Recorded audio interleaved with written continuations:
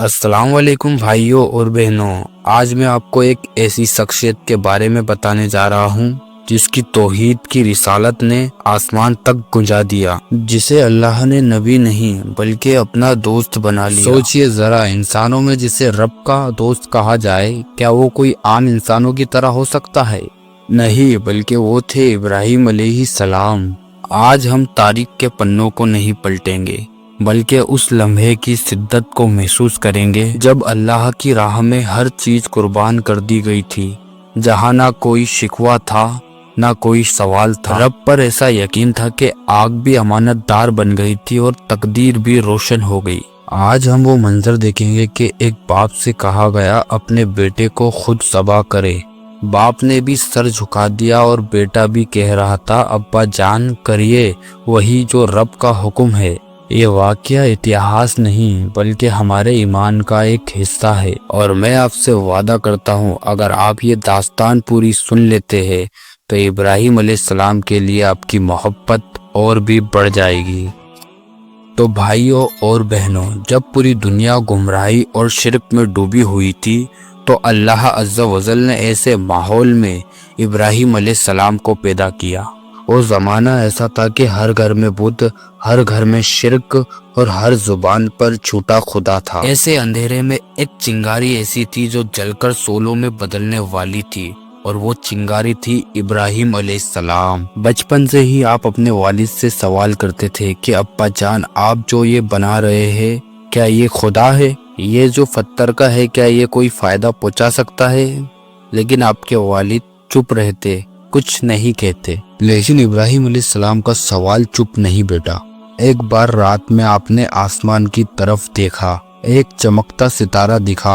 آپ نے کہا کہ کیا یہ میرا رب ہے؟ تھوڑی دیر بعد وہ ڈوب گیا۔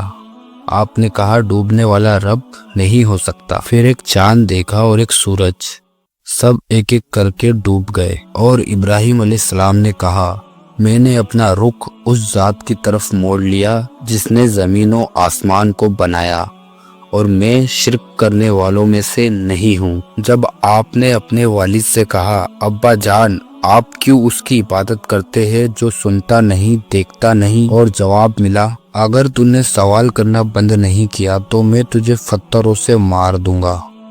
مگر ابراہیم علیہ السلام نے کہا سلام ہے آپ پر ابا جان، میں اللہ سے آپ کے لیے دعا کروں گا۔ ایک دن پوری قوم اپنے تہواروں کے موقع پر باہر گئی تو حضرت ابراہیم علیہ السلام نے اس موقع کا فائدہ اٹھایا اور تمام بتوں کو توڑ دیا، بس ایک بڑے بت کو چھوڑ دیا اور کلاڑی اسی کے گلے میں ٹانگ دی۔ جب پوری قوم واپس لوٹی تو یہ دیکھ کر غصے میں پاگل ہو گئی۔ جب پوری قوم نے پوچھا کہ یہ کس نے کیا تو جواب آیا کہ پوچھو اسی بڑے بت سے، اگر یہ بول سکے تو۔ پھر سارے ہجوم نے سر جھکا لیا، حق کے آگے نہیں بلکہ اپنے بتوں کی بے عزتی کے نام پر۔ لوگوں نے کہا اس کو آگ میں پھینک دو۔ آگ اتنی بڑی سلگائی گئی کہ کوئی بھی انسان اس آگ کے پاس نہیں جا سکتا۔ لوگوں نے انہیں منجنے کے ساتھ پھینکا گیا، یعنی کہ ایک گولے میں ڈال کر انہیں دور سے پھینکا گیا۔ لیکن آگ میں جب وہ گرنے والے تھے تو اللہ نے حکم دیا کہ اے آگ ٹھنڈی ہو جا، سلامتی والی ہو جا۔ ابراہیم علیہ السلام پر وہ آگ جو جلا کر راکھ کر دیتی ہے، وہ ابراہیم علیہ السلام کے لیے پھولوں کا بستر بن گئی۔ پھر جب پوری قوم آپ کی دشمن بن گئی، آپ کے والد بھی آپ کا ساتھ نہیں دے رہے تھے، تو آپ نے کہا میں ہجرت کر رہا ہوں اپنے رب کی طرف۔ پھر یوں ابراہیم علیہ السلام نے اپنے رب کے لیے اپنا سب کچھ چھوڑ دیا، زمین، گھر، وطن، یہاں تک کہ اپنے لوگ بھی۔ پھر ایک دن اللہ نے ابراہیم علیہ السلام کو ایک بہت بڑے امتحان میں ڈالا۔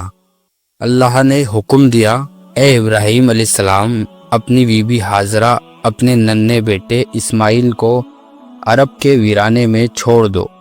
وہ جگہ بالکل ویرانہ تھی، نہ پانی تھا، نہ کوئی سایہ، نہ ہی کوئی انسان۔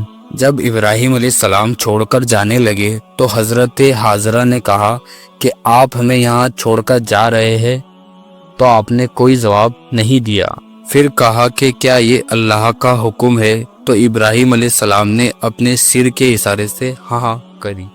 پھر حاجرہ علیہ السلام نے کہا کہ اگر یہ رب کا حکم ہے تو وہ ہمیں کبھی ضائع نہیں کرے گا۔ حاجرہ علیہ السلام صفا سے مروہ، مروہ سے صفا رات بھر دوڑی، صرف ایک پانی کی بوند کی تلاش میں، اور پھر جہاں بیٹا اسماعیل علیہ السلام پیاس کی شدت سے اپنی ایڑیاں رگڑ رہے تھے وہیں پانی پھوٹ پڑا۔ وہ پانی تھا آب زمزم، جو آج تک وہاں موجود ہے اور قیامت تک موجود رہے گا۔ کیا آپ جانتے ہیں جب حاجرہ علیہ السلام نے صفا سے مروہ، مروہ سے صفا تک دوڑ لگائی تو اسی کی یاد میں آج تک حاجی صفا سے مروہ، مروہ سے صفا تک دوڑ لگاتے ہیں۔ پھر وہ منظر بھی آیا کہ حضرت ابراہیم علیہ السلام نے اپنے بیٹے سے کہا کہ میں نے ایک خواب دیکھا ہے جس میں تمہیں ذبح کر رہا ہوں۔ بیٹے نے کیا جواب دیا کہ ابا جان، کریے وہی جو رب نے آپ کو حکم دیا ہے، انشاءاللہ آپ مجھے صبر کرنے والوں میں پائیں گے۔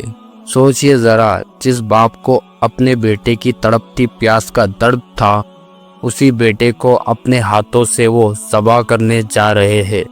ابراہیم علیہ السلام نے آنکھوں پر پٹی باندھ لی اور بیٹے کو لٹا دیا۔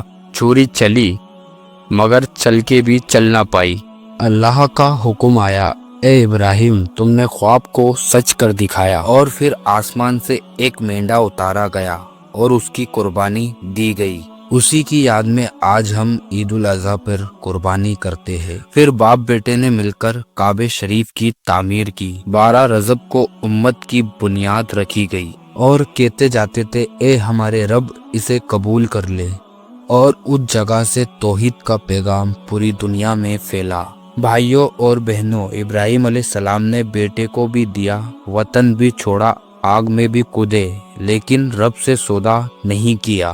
وہ بس ایک بات کہتے تھے، مجھے میرا رب کافی ہے۔ سوال ہے، معاذ اللہ، ہم اللہ کے نبی کی برابری نہیں کر سکتے، لیکن ہم تقوی اور پرہیزگاری تو اپنے اندر لا سکتے ہیں۔ اگر ابراہیم علیہ السلام سے محبت کرتے ہو تو شرک سے نفرت کرو اور سنت سے محبت کرو اور اللہ کی عبادت میں مصروف ہو جاؤ۔ ملتے ہیں پھر اگلی ویڈیو میں۔ اللہ حافظ۔